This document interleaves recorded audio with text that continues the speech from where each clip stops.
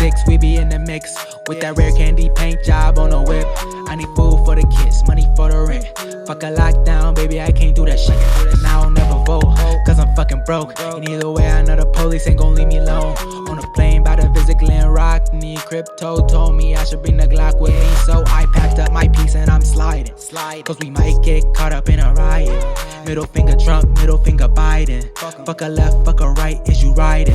Know you love to see it, dudes rocking. Ain't no politics, baby, we just talking. From the birds to the bricks, we be in the mix with that rare candy paint job on the whip. Who you with?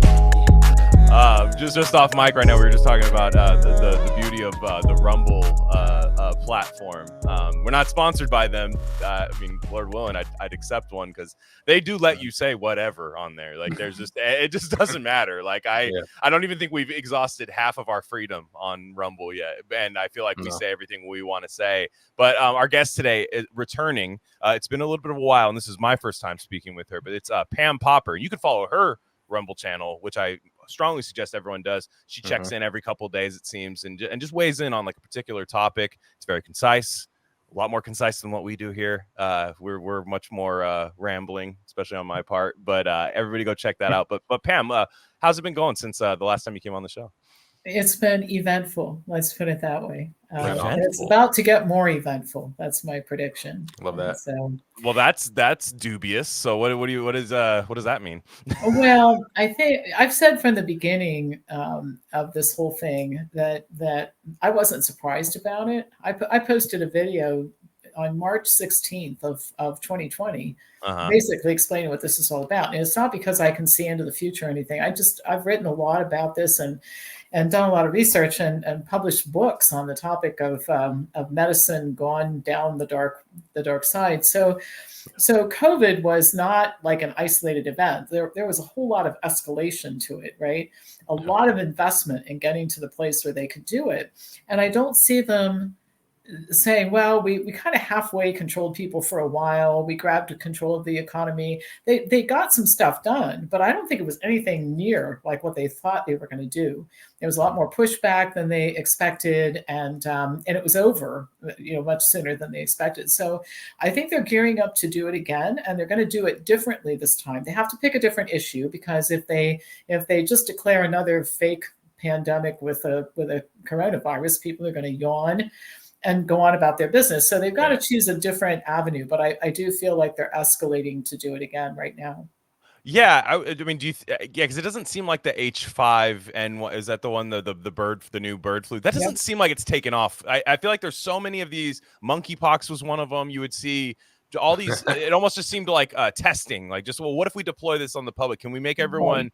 Can we make our true believers scared? And I don't even think the true believers got scared, really. And so, yeah, what do you think? I mean, you think it's gonna be climate? No. Well, it's partially climate, but this H5N1 is going to be part of what they do. Okay. I think they're going to hit us on a number of different areas. And by the way, it's not because that they're going to be so worried about the transmission of H5N1 to humans.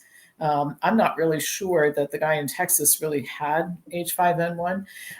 What they're going to do is they're going to use it as an excuse to track people. Number one, the state of Michigan already issued a state of emergency for this thing. I don't know if you know that. I didn't. Yeah. So watch my video from last week. I went to the public health department. I visited the public health department. They had built this website. I showed it. It's impossible for this to have started when the scare started with H5N1. This started a long, long time ago. So they've got all these resources. And then the Wicked Witch of Michigan declared a state of emergency. Is that Gretchen Whitmer? Is that she was the one that had the kidnapping thing? Yeah. Weird kidnapping thing. Amazing. Amazing. Anyway, I wanted to make sure we had the same. It's that one. It's that one who used to, one of the things you might notice as an aside, that some of these women politicians, they used to be beautiful, like Kathy Hochul. Gretchen Whitmer. Now they look terrible. I mean, being a criminal does not wear well for what's that saying? You wear the face so that it kind of reflects. It's real. So anyway, the among the crazy rules, you remember this is the one who said you couldn't buy seeds at Walmart. You could go in there to buy food, but they had to lock down the soil department and the seeds and everything for planting gardens. One of the things that Michigan farms have to do right now is track all vehicles and individuals that travel in and out of the farm. So they're tracking people. That sounds to me like they're getting ready for contact tracing. So that's one thing. They're going to scare people with it. But what they really want to do is they want an excuse to starve us to death. And by killing, I've seen estimates that there will be close to 1 billion birds killed, animals killed. And so, and by the way, I'm a vegan, so I'm not concerned about my own food supply. But the point is that a lot of people do eat meat and eggs and milk and that sort of thing. And so you're talking about affecting people's lives in a major sort of way. An interesting historical note is that when the Geneva Conventions were being negotiated, only 2 countries argued for the ability to use starvation as a tactic of war, either with your own citizens or with other countries. That was the UK and the US. And it was approved. The Geneva Conventions include a provision allowing starvation. So if they do this, they can't even be prosecuted for crimes against humanity for killing all the farm animals so that people can't eat. So, and think about the chaos that this would create. You get hungry people, and books have been written about this. Hungry people become desperate, and then they start going wherever there is food. So you find a wealthy area, you know those people have food. You start breaking into their house at 10 o'clock in the morning, and so we could really have some serious consequences, not to mention quarantining large numbers of humans because they've been exposed and all this sort of thing. And it appears that they're gearing up to do it right now. And one other thing I'll mention, and then I'll be quiet, is that there's a lot of chatter. I found a lot of websites about how cats and dogs and pets are also carriers of H5N1.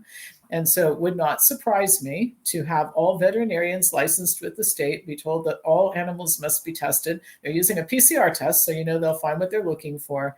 And the next thing you know, your cats and dogs are going to be euthanized because they're vectors of disease. And veterinarians are down for whatever, too. They're like worse than doctors a lot of times. Yeah, and you're going to see me on the news. Because this local man loses his mind because 13-year-old dachshund was euthanized over H5N1. We're going to get you right back to the episode, but I just wanted to let you guys know of a few other things we offer at Rare Candy Industries. We have a Substack with free and paid subscription options. Free subscribers get access to all written content. That includes Bob's Red Pill. That's the best thing going on the internet right now. Trust me. Paid subscribers get full access to our premium episode feed. And that's just every episode we don't necessarily want to share with the general public, if you know what I'm saying. Again, that's rarecandy.substack.com. We also have merch. That link's a little long for me to say right now, but go to the description, go to our merch store, and find a shirt that's right for you. We have Rare Candy shirts, Dr. Bronner soap label shirts, Rishi mushroom shirts, all types of stuff there. Check it out. There's got to be something for you. And lastly, check us out on social media. On Instagram, we're Rare Candy Pod, but on Twitter, we're at Rare Candy Pod 1. All right, enough of that. Let's get you back into the episode.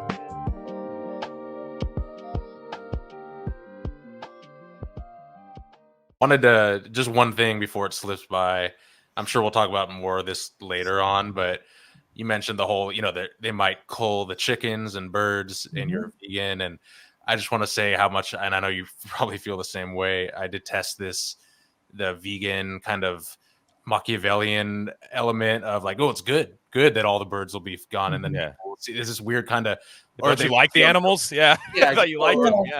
Yeah. Or they'll be on Bill Gates' side because he's saying you can't eat meat anymore. All these weird things. It's like, these guys aren't your friends, And it's all so easy. And I've been completely first of all, I distanced myself from we call it at my office the vegan broccoli and rice crowd a long time ago. This vegan is a choice. I happen to have chosen to be vegan, but you don't have to do this for health. I did it for a whole lot of reasons. Part of it's just the way I go about doing things. I'm an extremist, but it's not necessary. And these people are militant. And it took about 3 weeks after this started, after I posted my first video, for them to start distancing themselves from me in a very public way. I remember your comments section was crazy for you having very lucid and calm videos about masks and COVID, just being like, yo, this is not the way, this doesn't make any sense. This is a lie. And It's one of the saddest things. Also, not shocking at all, but one of the weirdest things I've ever witnessed in my life. Oh Is yeah. the Well, last couple years I've seen. Yeah. so I ended up like everybody else. I lost the nonprofits I was involved with, a lot of the stuff that I did, a lot of the community that I was part of. It just completely went away, and I'm not upset about it. I mean, I Right. knew the risk I was taking when I spoke out. I'm not sorry I did it, but it just goes to show you that that crowd of people, they're vicious. They're vicious. One person who I don't mention names because I don't want to get into that, but this guy actually wrote to a magazine where I was a contributing article and said, you either stop doing business with her or else I'm going to organize your entire board to walk out, and you will have nobody to lend you credibility. So anyway, people like that get what they deserve. The universe will take care of them. I don't have to do it, unfortunately. But that's the only way you can get through things like this. Like to want there, it's a real. There's the whole time there's revenge is there as kind of a bait for us to kind of want to lash out and correct everything ourselves. When if you believe in anything spiritually, I'm more of the Christian faith, but I think it goes across anywhere. Whatever you believe in, somebody else is going to take care of that. You need to forgive for your own sake to move on and to just still be effective at what you do. They'll get what they got coming to them. You eat your own sandwich, you know? Yeah. You kind of, so it's, just let that fall flat. I agree. And the temptation is there. Is it? But the people that just waste so much energy doing that, it's just a dead end. And there's always another enemy. And you do want to know who your enemies are. You know, that's kind of a dirty word. You know, everyone's like, oh, we should have no enemy, you know, that kind of a thing. But you know, it's just a delicate dance, I think. I moved on. A few of them have reached out, you know, and I'm not, I don't hold any animosity. I just don't want to, those are not friends, you know? No. And what did happen, I think I look at everything as a blessing, and I try to, whenever something happens, even if it's bad, I say great. People think I'm nuts, but usually it is great in the end. And so I think what I found out, and I think a lot of people learned a lot during this whole thing, is that the people you thought were friends often weren't. But I ended up meeting new friends who really are friends. And my social life and my support and all the things in my life right now are very genuine. And I realized how much, I don't think I ever told people things that weren't true, but I certainly conformed and was silent about things. And, you know, don't let anybody know I'm a Republican or conservative. And the crowd that I ran in, which included a lot of celebrities, don't ever talk about God. Oh my God, these people don't want to hear that, right? So at this point in time, I think I've reached that point of comfort where I don't think there's anything I'm going to say to the people I spend time with that would cause them to disconnect from me. And that's a much more valid type of friendship and association than what I was involved with before. So it was great. You know, they did me a favor. The whole thing came out okay. You know? Yeah, because they'd hate you for something else eventually. Like that's the thing. Their brains were already rotten at that point. And I hate to, you know, go that crazy on them, but I could just tell, like, okay, if we agreed on this thing next week, if I have an opinion on men and women's locker rooms, you know, like then you might get me for that, because it was a whole software update that they got. It wasn't just this one virus, but the virus was the ultimate fear model, right? Of COVID. That was the one that really spiked everyone's fear. It kind of allowed you to suspend the entire Constitution, and even person to person, the kind of Constitution we had with each other as people. That goes out because we're fighting a war, and you notice we're always fighting a war. And I don't mean that I don't mean that with troops. I mean with each other all the time. I mean both are true, but yeah.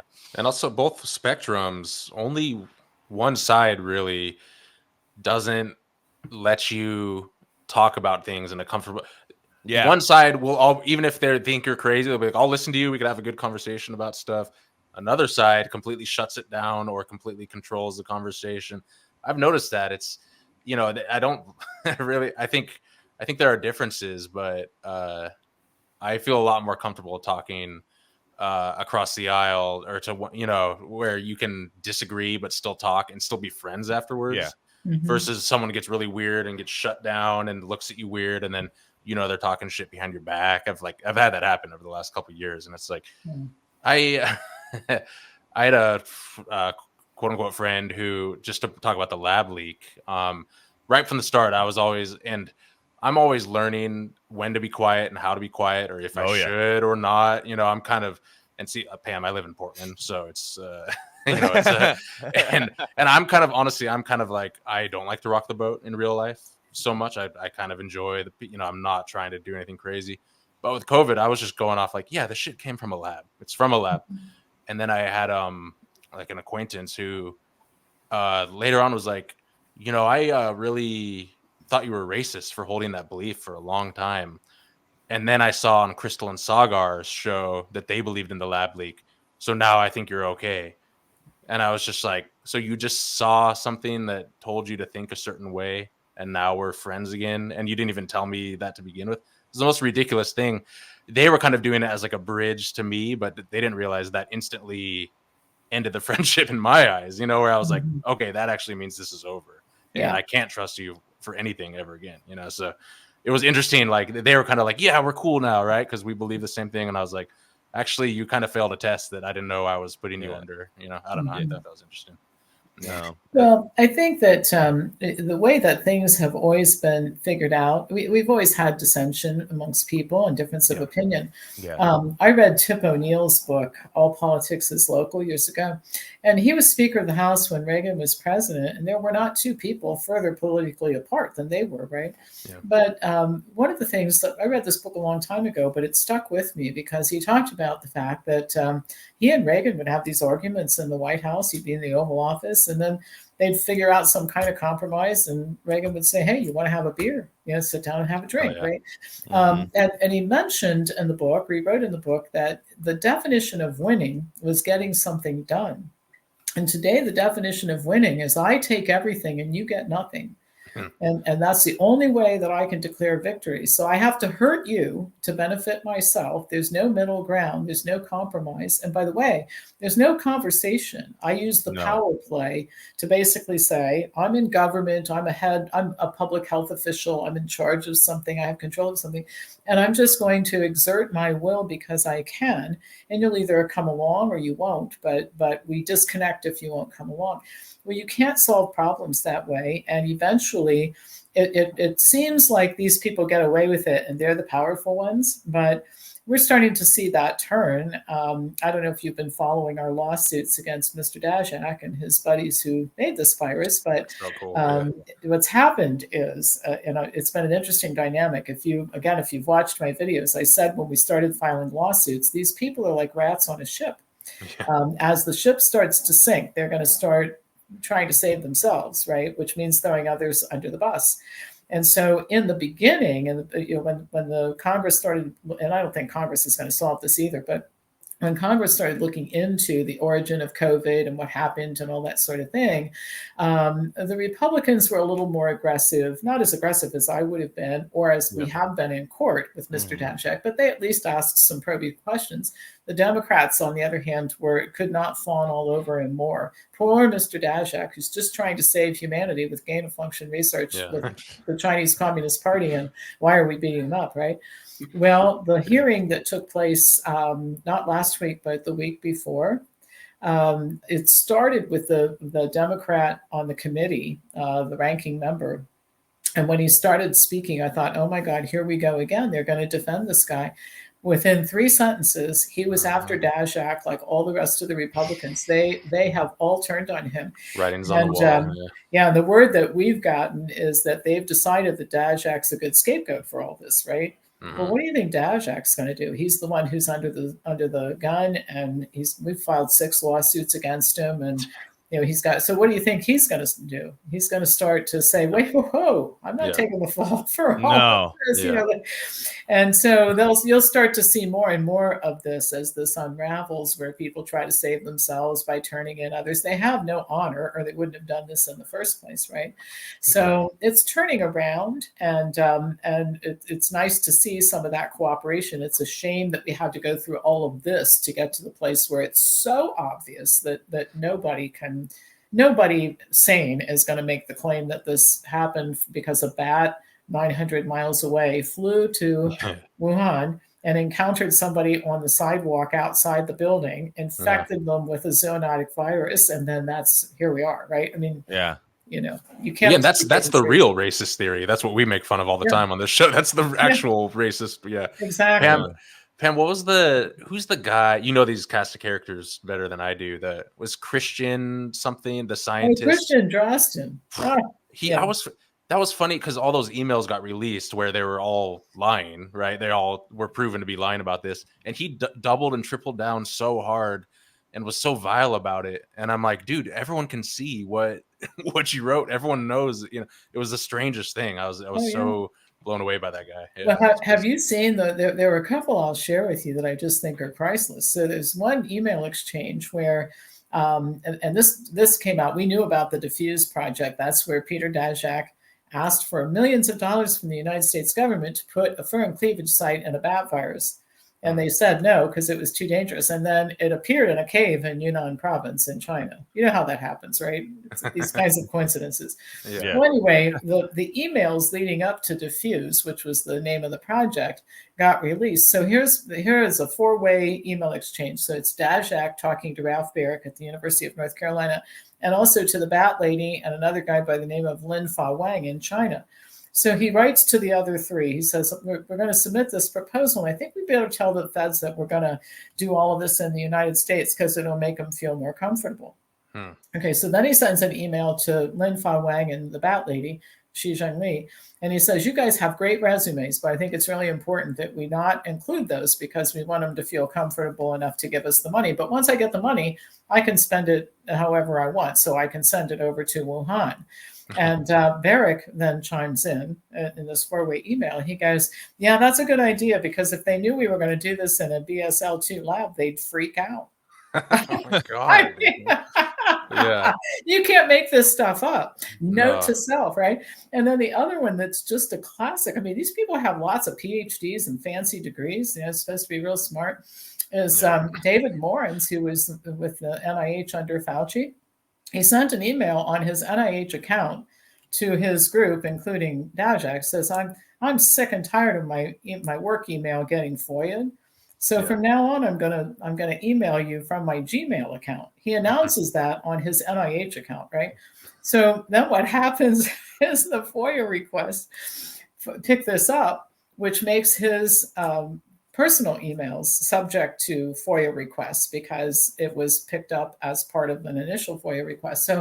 So note to self, if you're going to have secret communications outside of your work email, don't announce it on your work email. Yeah. David, you've got real prestigious diseases or degrees, but not so smart, actually. I think high school students would have been able to carry this off better.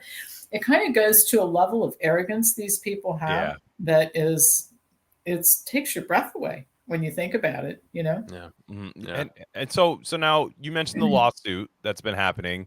How long has this been happening for, and how's it going? Because we always hear these horror stories of trying to go after, I guess, the machine, right? Or anybody who's making life worse for anybody. And a lot of times these things just get hung up in court for a long time, bled dry. The person, the plaintiff has to pull out because they don't have the funds that other people do. So just walk me through how that's going. Yeah, well, I'll tell you why some of that happens. One of the reasons I knew what was going on back in 2020 is because I had some contact and interaction with the health freedom movement before then, and they're very destructive people who it's amazing how much opportunity they squander. And so I left in 2008, and at the time, I mean, my employees were really adamant about this. Like, if you don't get out of these people and get away from them, they're going to take our company down with them, which they were right about that. So the first thing I'll share with you is just kind of funny aside. You know how you watch a soap opera and you don't see it for a year, and then you tune in and it's later that day? Yeah. So 2008 to 2020, we have nothing to do with these people. We get involved in this space, and I made a commitment to my staff that we wouldn't collaborate with anybody, but honest to God, it was later that day. The same people doing the same crap that doesn't work. And the space attracts a lot of people who are into self-aggrandizement. In other words, they're going to write a book, they're going to have a podcast, they're going to be on TV, they're going to speak for a million people in Berlin. And I'm not saying that any of those things are bad. I write books too. I'm writing one right now. But the point is that I always tell people, ask yourself, what is this person's plan for solving our problem, or this organization's plan? And when you start asking that question, most of these people don't have a plan.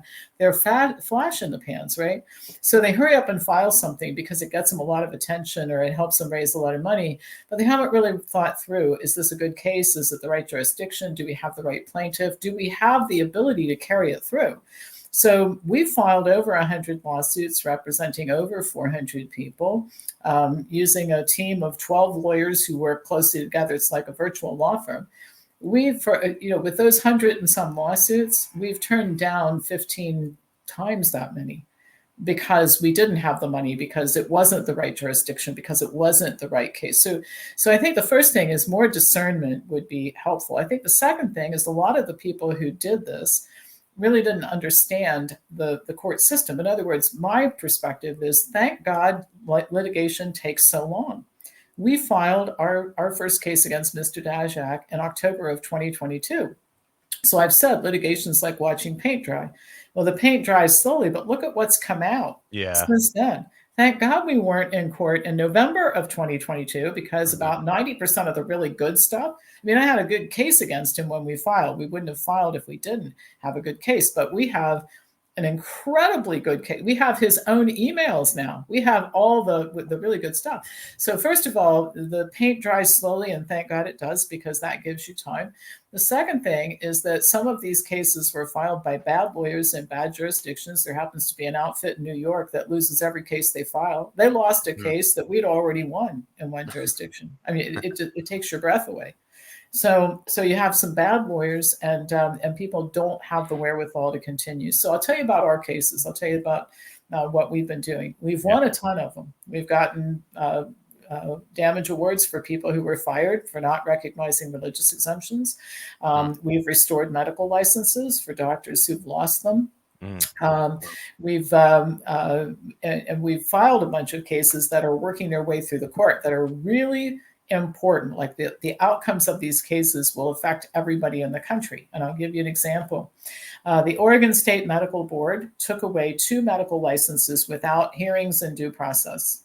Okay, so what does this have to do with you guys or all of us? Well, a medical license is an asset. If you borrow money from a bank, you list your medical license. It's the most expensive asset that most doctors have during their working career. So if the Oregon State Medical Board can take 2 doctors' licenses away without due process, they can take your house and your car and your business and anything else they want. Anybody, any place can, if we let that stand, right? So we drew a line in the sand on those 2 particular cases to go to the mat, because we felt that they had important implications for everybody.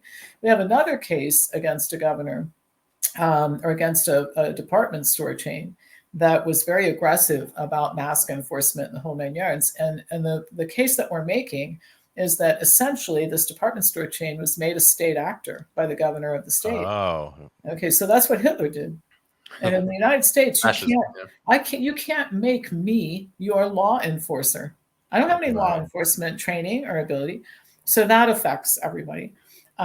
Religious exemptions. We have a huge lawsuit against Beth Israel Hospital, and we represent, I don't know, a couple hundred people in religious exemptions that were denied. And again, an argument for, thank God the paint dries slowly.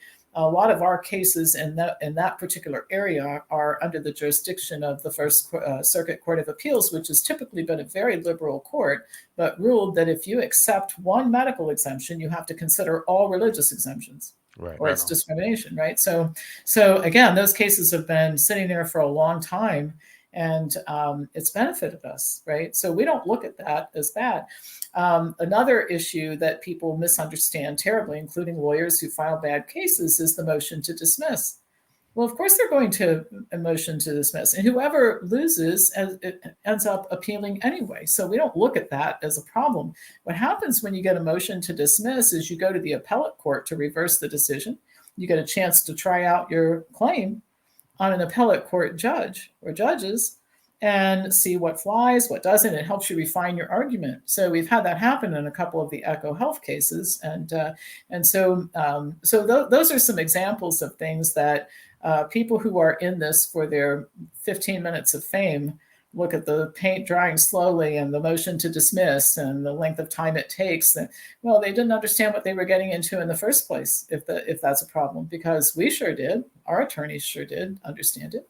So anyway, those are and then we have one case in Maine that's super, super important. I'll mention.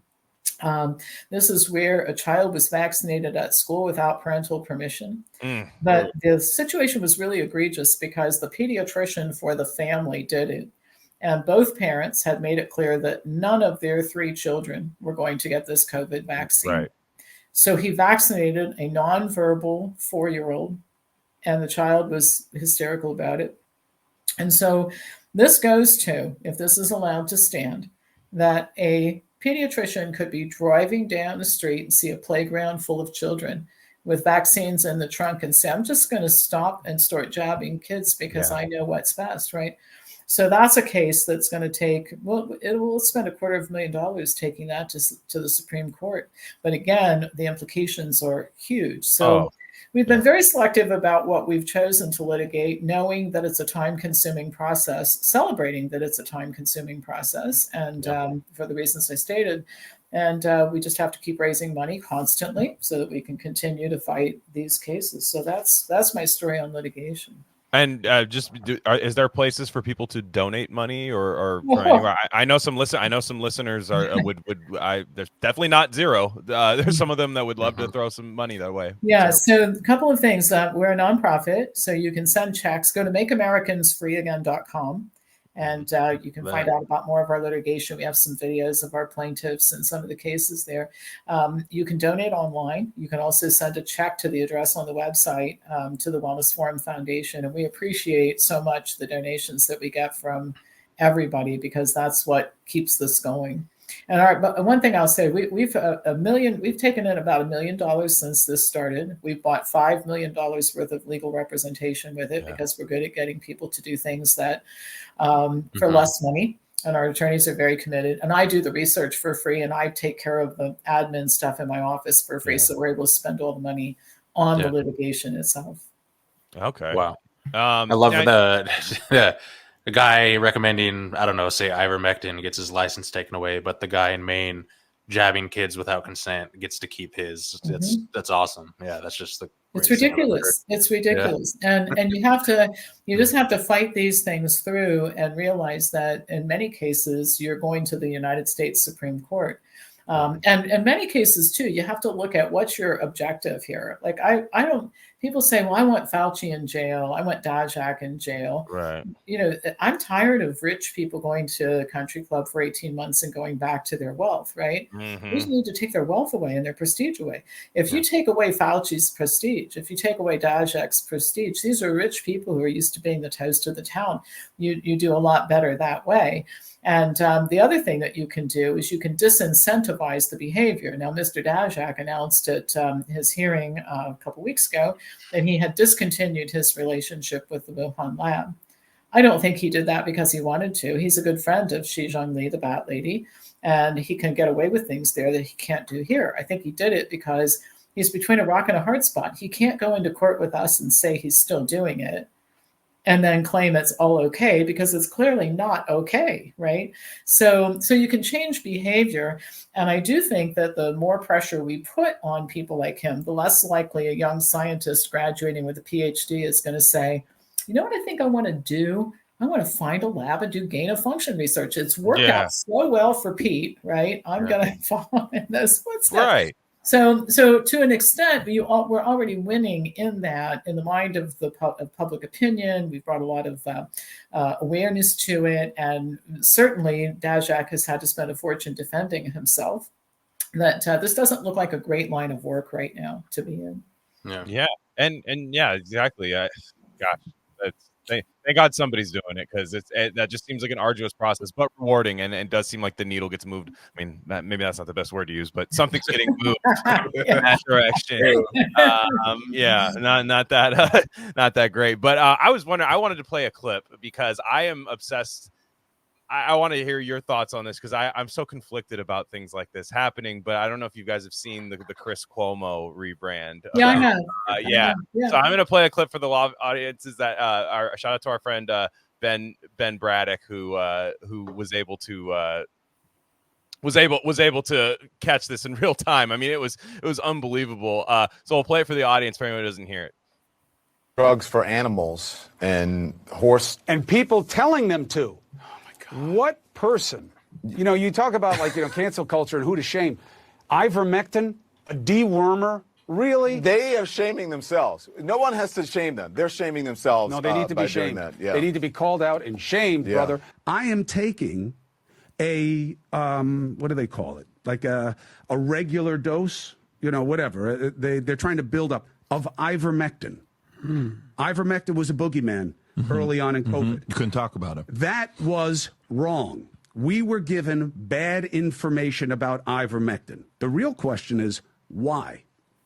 Everyone's going to say Joe Rogan was right. No, Joe Rogan was saying, yeah, he was right. But that's not what matters. What matters is the entire clinical community knew that ivermectin couldn't hurt you. They knew it, Patrick. I know they knew it. How do I know? Because now I'm doing nothing but talking to these clinicians who at the time were overwhelmed by COVID and they weren't saying anything. Not that they were hiding anything, but it's cheap. It's not owned by anybody, and it's used as an antimicrobial, antiviral in all of these different ways and has been for a long time. For malaria for over almost 20 years. Yeah. So, and my doctor, who is now my doctor, was using it during COVID on her family and on patients, and it was working for them. So they were wrong to play scared on that. Didn't know that at the time. Know it now, admit it now, reporting on it now. Because I think that's the job.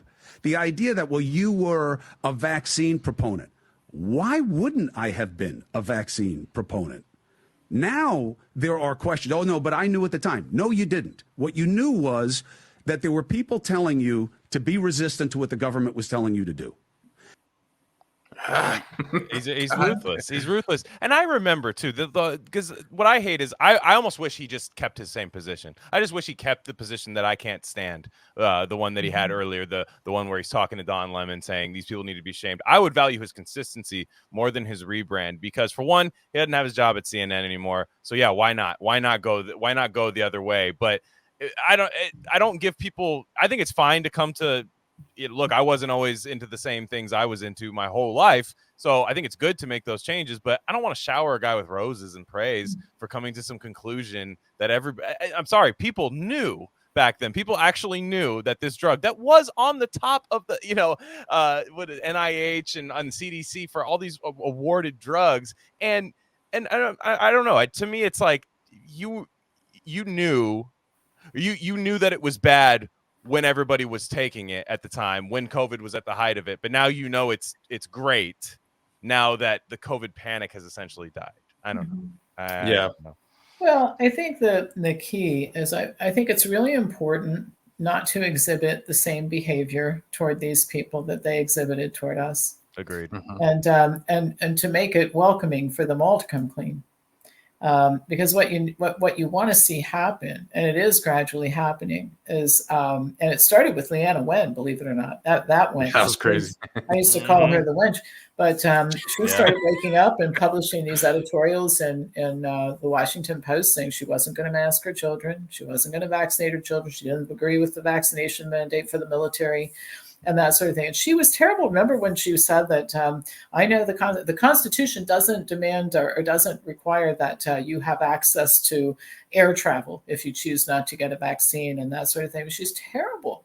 Yeah. But she turned around, and he's turning around. And so I think it's important that we basically celebrate that and encourage others to come around as well, because how we will solve this problem is when the vast majority of people wake up. And we're at that place where it's starting to happen. I know people who have never voted for a Republican in their entire life, who vilified Donald Trump in 2016. Who were openly hostile to me because I voted for him and I said I did. Yeah. Who are telling me, I hope you're sitting down, Pam, because I'm going to tell you something. I'm voting for Trump. Oh, wow. Right. And so what's happening is you need this collective awakening, and it can only happen if we create a welcoming space and we don't do to them what they did to us. Now, in the case of the people who were vicious to me, I don't have to have dinner with them. I can just ignore them, right? Yeah. But I don't want to call them and say, listen, you ass of a bee. This is Winston, by the way. Oh yeah, I this was. is June. Yeah, Come to visit here. I remember from last time. Yeah. He gets Yeah. vocal sometimes, right? I love that. Well, no, that was Schroeder. Oh, was, Schroeder. Okay, yeah. this Schroeder died in 2022. Oh, no. Oh, And, damn, this sorry. is R.I.P. Winston, who's a year and a half old. I adopted Winston. him about a year and a half ago. So anyway, we don't necessarily have to have dinner with these people. I don't want to be friends with Chris Cuomo, at least at this point in time, but he's useful. From the 5 to the 6, we be in the mix. With that red candy paint job on the whip. I need food for the kids, money for the rent. Fuck a lockdown, baby, can't do that shit.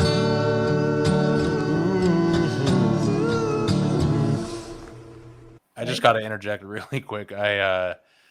Can we keep you around because you can make fun of women in a way that we can't, like Wicked Witch of the Midwest, and Leanna Wench, dude. Like these are great. Can we just email him a couple? Yeah, it's bites. like we're not allowed to say that, but Yeah. you can Well, the politically correct crap. I mean, that's Yeah. another thing about all of this is that sure. and some of these people deserve that kind of treatment. I mean, they're parodies of themselves in the way that they behaved.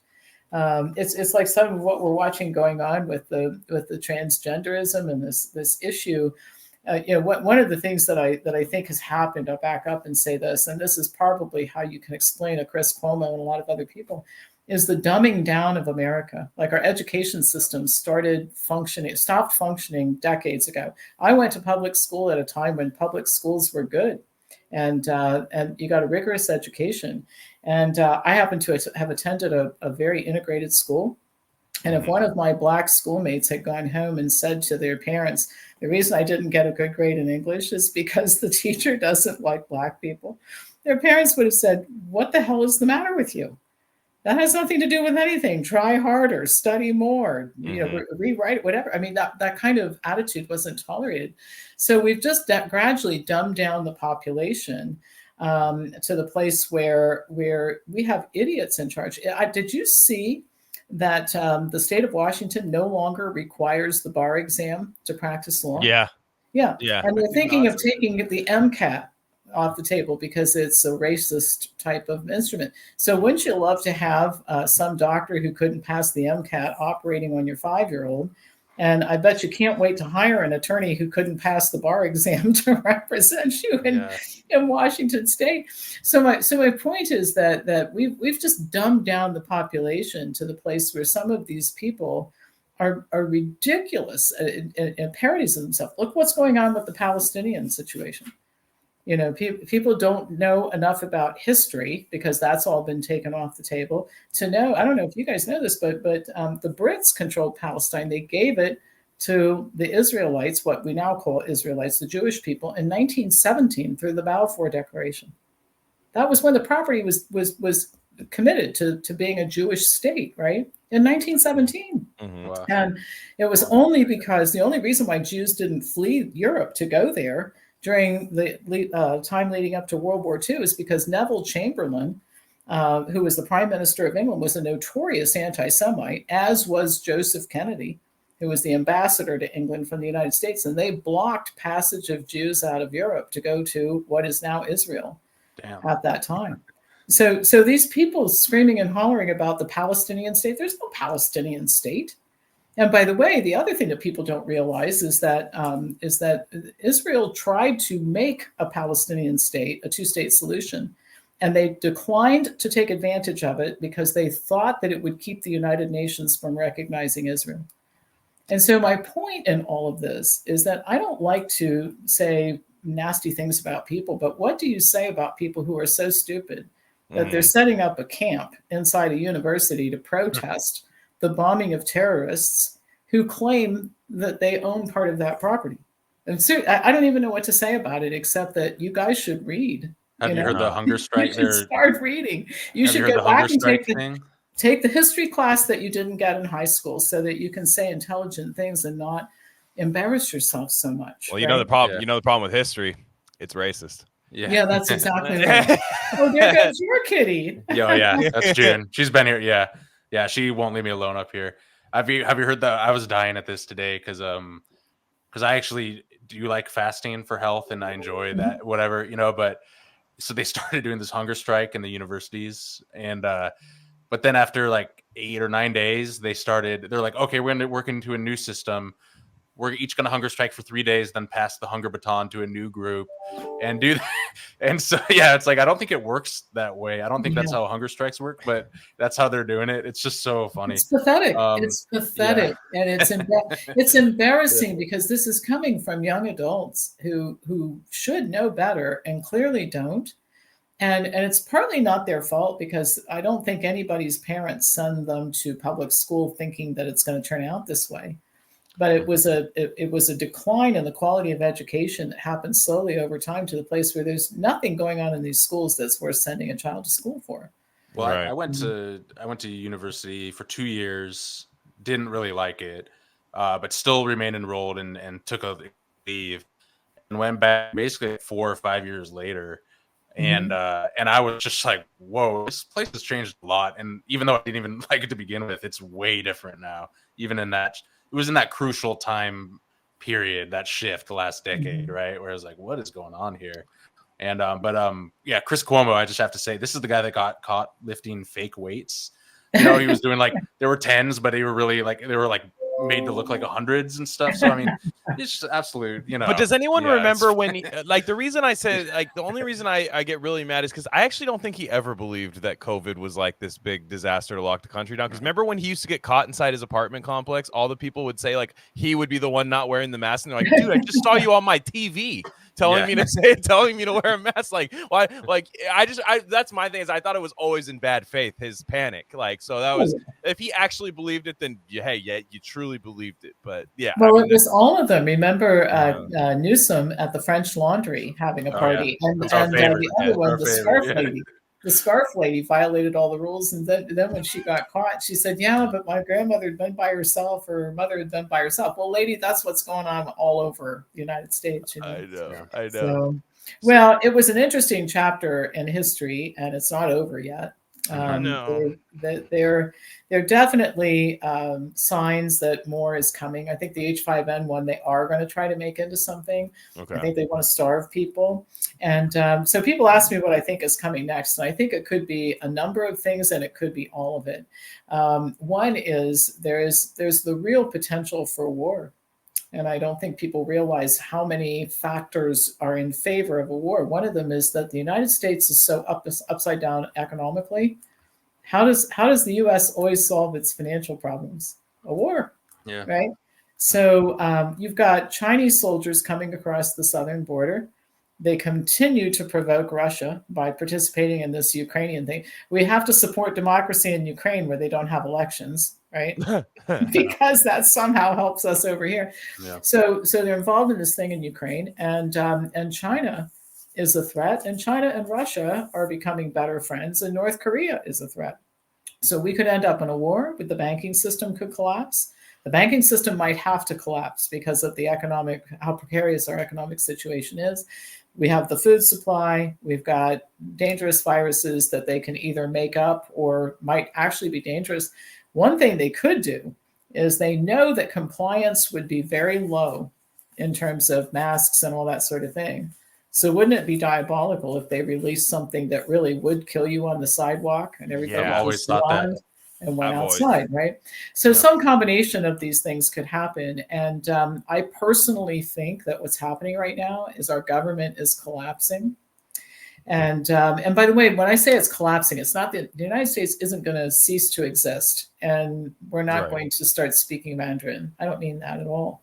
I mean, the government is starting to collapse, as in it doesn't function at all. We have a uniparty that doesn't get anything done in Congress and that sort of thing. So when a government collapses, it's catastrophic. But what will happen is you're going to have some people who have understood what went on from the beginning, who have some strength and have some organization power, lead people. Like, we're building like crazy right now at Make Americans Free Again. And so society gradually starts to rebuild itself. And by that point in time, to the point that we were discussing earlier, you have so many people who understand what's going on that the majority is actually involved in the reconstruction. Chris Cuomo won't be a useful idiot the second time around. Right. He'll be worried about his own kids and his own family, and he's going to start a Make Americans Free Again group on Long Island next time, right? So I'm very optimistic about what's going to happen, but I'm geared up for, I'm ready for something catastrophic to happen, because I think it's going to. Yeah, because I mean, the more we edge towards a breaking point, it's like, can it just happen? I feel bad because it's not going to be without casualties or without anything. Yeah. But for me, I just hate this like dreary, like sad Eeyore tone that we have, where everyone's scared of everything, but nobody gets excited about anything except fear anymore. It's and with everybody being centered on the internet turns you into like more of a robot. Even myself, like I don't have my same personality when I'm typing something on the internet as opposed to speaking to someone in person. So you just lose all your nuance there, and it just becomes this mudslinging event. Like we have an election in a few months, and I don't even think it feels like the election actually is going to happen. I don't know why. I'm not saying it's not going to happen, but what I mean is like it just feels like, oh yeah, there's two guys running against each other for president, and all you see is the big events around the election that are boosted everywhere. They're going to have it. They're going to have it, and I'll tell you why they're going to have it. They're going to have it because everybody knows the 2020 election was stolen. Unbelievable evidence. 100%. Right? Let's go. And everybody's watching the whole legal case against Trump. All these cases are falling apart at the seams. That documents case isn't even going to go to trial before the election. I think what they're afraid of is if they don't have the election, then they will completely lose control. Like the country will devolve into chaos that they can't control. An interesting thing is that the Biden administration has started planning for a changeover. And I think that they're acknowledging that Trump is likely to get elected. Probably he will. So what would their playbook be? Well, let's figure out how we're going to transfer the government peacefully, but we'll sow so much chaos that there will be a lot of violence after he takes office. Remember when he took office before, and Madonna's screaming about burning the White House down, and Maxine Waters was screaming about, impeach 45, and they were drawing up articles of impeachment. Well, you Kathy can Griffin with his head. Yeah. So you'll see a lot of that vitriol. And remember in 2020, when the riots were going on and they were burning cities down, I think that's how they'll respond, because they don't have the majority to lead people. So all they can do is destruction. So again, we're going to see chaos. Trump gets into office, and then we'll see chaos. And he will solve some problems. He's going to shore up the border. He's going to do a lot of things that'll be helpful. But I think they are going to have the election because they realize that they're in such a precarious state that the violence among the people, I mean, they could end up with a civil war over not having an election, where you just get a whole bunch of red states together and say, we're going to go to war and take these people out, which would be catastrophic because they'd win. You think so? Oh, I think they would. Yeah. Well, because I think it's been talked about already based on the border.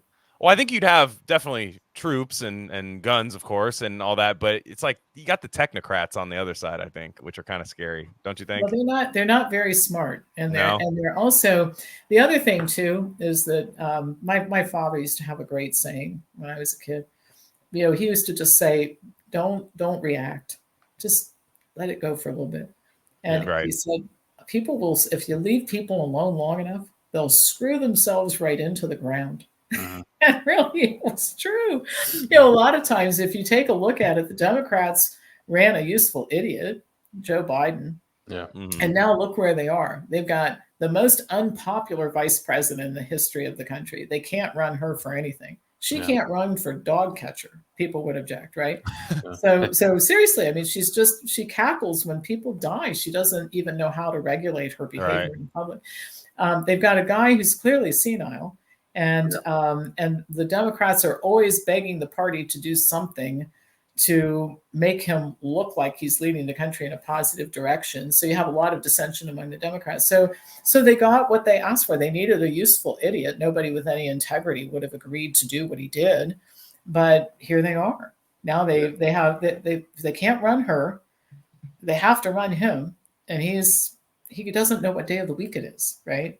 So, But so many of the liberals in my life, especially the older ones, it seems, that watch the MSNBC and CNN, they do think Trump is going to jail. They think that all these lawsuits have weight, and they're just kind of focused on that aspect of it. And I'm just like, are you guys serious? This is so clearly. I'm sorry, but isn't it funny that like your mom, my mom, all these people have to like pretend to care about Stormy Daniels for, I know, for like 8 years? No, they have to pretend that like she's this like Virgin Mary lady. It's amazing. Like they think she's like the coolest person in the world. I'm like, no, all right. Times are desperate. It's wild. And there's nothing you're going to do with people like that. And by the way, just think about it this way.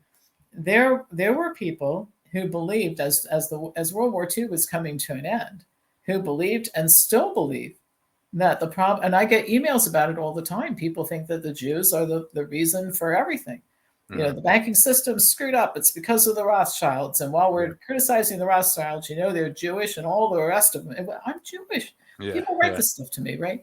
So anti-Semitism stayed alive and well in Germany and is still spread throughout the world. So there's nothing we can ever do to get 100% of people to understand the truth. In fact, I'll share a funny story with you. I was getting ready to go to work, and I had the garage door up, and this woman walks up to the driveway, and she's got a Support the Palestinian sweatshirt on and a mask.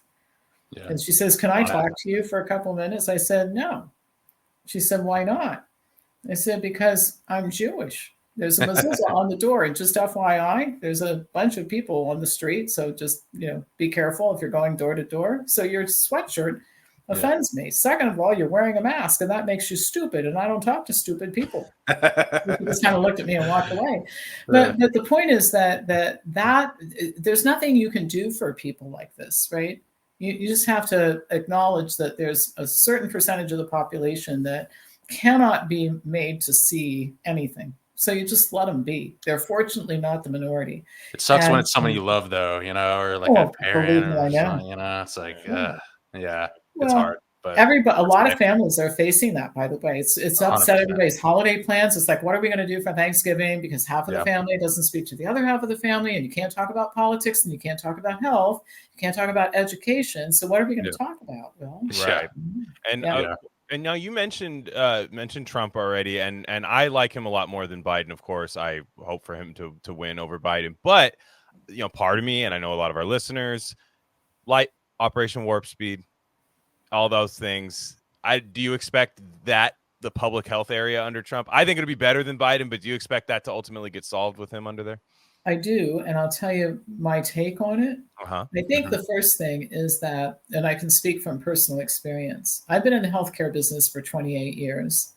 My attitude about health and public health and drug companies and hospital systems and everything has evolved over that period of time to where I have a pretty radical point of view by some people's standards. I think that the drug companies are criminal enterprises. We don't have any regulators. We have business partners. Right. And I think medical institutions in the United States are dangerous places to go. All right.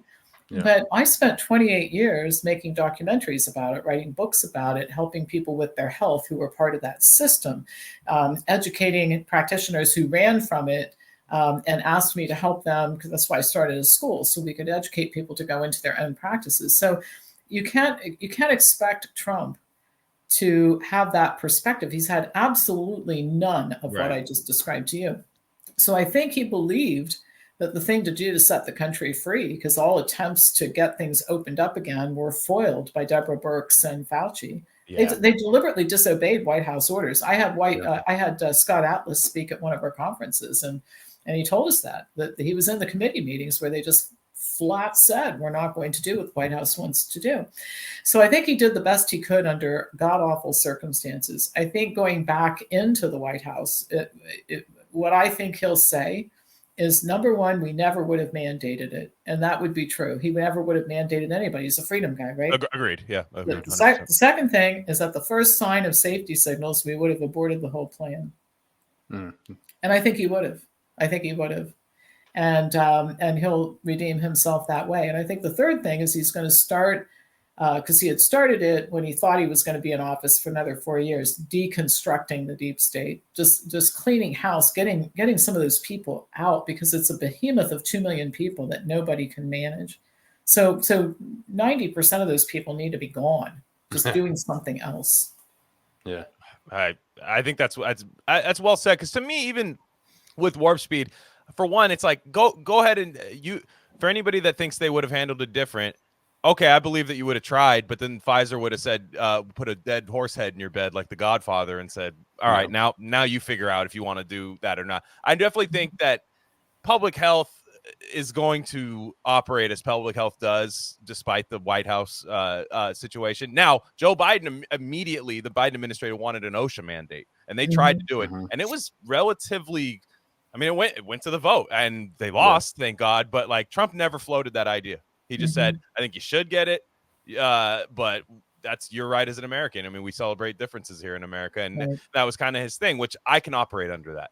All right. Yeah. Like I know I am an informed person, as you said, like all these people, we're informed people enough to go, all right, fine. As long as the avenue there for me to maintain my medical freedom is there, because ultimately we do have free will. That is our society. So I like it more. I do understand the questions about it, but I don't think anybody was going to be able to have a Marvel Avengers type killing of the warp speed operation, especially because Trump was already public enemy number one. So it's like, if he tried, and I hate saying this, but like if something were to have actually happened to him, now half the country would have been really mad, of course, and rightfully so. Yeah. The other half of the country would have danced in the streets. Yeah. It was a very unique time, very unique. People seem to forget that the whole timing of it, the election year, COVID hit. We know that a lot of this was planned. We don't know the exact line of how it was planned or what, but these pavers were laid. So it's a very strange scenario. And people on our side or whatever seem to have a weird amnesia about that, I've found, where they kind of rewrite the history about it. I'm like, no, I remember it was very clear how this all shook down. I didn't think he wanted to do any of that stuff. Yeah. No, I don't think he did either. And I think the other thing too is to understand how this whole thing happened. I'm writing another book, by the way, that'll be out hopefully by the end of this year, in which I talk about some of this. And if you take a look at the history of public health in the United States, when the CDC started, this issue of declaring public health emergencies, there's a long history of it. And so we're talking about a profession, public health officials as a profession. Yeah, that this tends to be their behavior. And so was this planned? I'm not sure it was. I mean, there was scenario planning and all that sort of thing. And I think you've probably heard this saying that never let a good crisis go to waste. Yeah. And so when it all started, China had a good reason to fan the flames, and so did the people who wanted Trump out, didn't want him to campaign. Power hungry people who like controlling people. There were a lot of people who had an incentive to make this happen. But I remember, I think it was in 1976 when there were 5 cases of flu. Yeah. And the CDC set up a war room staffed by doctors working 8-hour shifts, 24/7, waiting for the 6th case to be reported. Wow. I'm not kidding. Okay. That's crazy. So it's crazy, right? Yeah. So I think a lot of people who, and again, I'm not the smartest person in the world. I just had done a lot of research on this because I wrote my dissertation on the HIV/AIDS thing, which was a product of public health. Yeah. And the AIDS crisis and the epidemic of AIDS was declared when there were 5 cases in the whole United States. Wow. And by the way, they were submitted by a guy by the name of Michael Gottlieb, who nobody knew in California, who was trying to make a name for himself. And submitted and then Mr. Fauci got involved, and this was a power trip for him. And by the way, what he did during the HIV/AIDS, I'll just mention this to you. I know we're running out of time, but what he did then makes the remdesivir and warp speed thing look like a cakewalk. Yeah, wow. He dusted off a drug that Burroughs had developed for cancer that was so terrible that it killed all the lab animals. They didn't even bother to patent it. And he had them dusted off. It became AZT. In the clinical trials, which didn't last very long, it was unblinded immediately because everybody knew who was taking the drug. These patients were laying on the floor in the fetal position, vomiting blood. They rushed it through, they got it approved, and they started killing people with it. And this happened decades ago. Yeah. So this was not new. It was just, I'll mention one other thing. You've heard the cream always rises to the top, right? In every profession. It did here. So what does the crop look like? And that explains all the rest of what went on in these institutions and that sort of thing. If Fauci and Walensky and Robert Redfield are the cream of the crop, yeah, Burks, what does the crop look like? That's never thought of that Not way. not a great farm operation they got going on over there. Well, yeah, and so yeah, that's great stuff. So thanks a lot for your time, Pam. Well, thank you for having me again. It's always fun. No, it's fun, and I think maybe around election, maybe post election, we'd like to maybe talk again, because I think I'm very, very interested in that. So make sure I get the website right. Make America Free Again. Make Americans free. Make Americans free again.com. Make sure go there. I know we have people that want to support stuff like that. They always ask, so I'm glad that we have people fighting this good fight, because it is certainly a fight. And you said you had a book coming out too. I do. It will be out, I hope, by the end of the year. It's called Conversations with Pam, and it's about the collapse of. It's written in a conversational format with my co-author, very similar to Food Over Medicine, which was very well received for that reason. Yeah. And it's about the collapse of American healthcare and how we can save it. And it goes through some of the things that we've talked about here, that this was a long time coming. And the healthcare system is now so dysfunctional that it's ripe for something great to happen. And so we've actually gone into the direct care business this year. Yeah. And we intend to build a healthcare system that's parallel to the existing one. We don't want to do hospitalization, but everything up to that we'll take care of, and we'll be the payer as well as the deliverer. That's so cool, because you just hear so many stories of people that make good money that are throwing money down the drain with insurance and all this other stuff and co-pays and whatever, and they get practically nothing in return for it. Maybe a staph infection from the hospital when they go, and it's just, I mean, it just seems so bleak. Like there's no way out of that system. So it's cool that there are people that are changing it. Yeah, there is. And I'll tell you, I wrote a business plan. It's kind of interesting. I wrote a business plan in 2014 to build a healthcare company. And we knew the time wasn't right at the time that we did it. But at the end, I took it out and read it like 2 years ago and planning for what we're doing now. And I made two statements at the end, that the system, we could do this when the system became so bad that people would pay cash for healthcare, and that healthcare professionals would leave the system and take the risk to go into private practice. When it reached that bottoming out, then you could do it. And here we are. So actually, it's going to be great.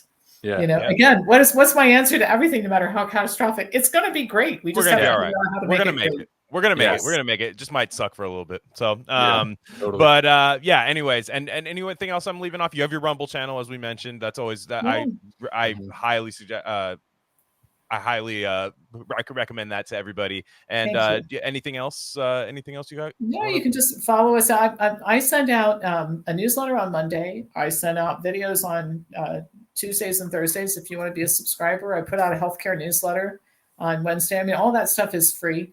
And by the way, we offer a lot of free stuff at my company. We're doing a 3-day, 3 hours a day, 9 hours of free training for healthcare professionals in June. Cool. 8 to 11, the 11th, 12th, and 13th of June is free. All you got to do is be a healthcare professional and sign up, and you can take this free, because we want to really stimulate interest in going out on your own and tell people how they can do it. So I'm going to give some business training and some clinical training, and how you make something like that work. All right. Well, you guys heard her, so go check all that stuff out. Pam, thanks again for your time, and everybody else. We'll catch you guys next week. Everyone have a safe week. Thank you. Good night. Bye.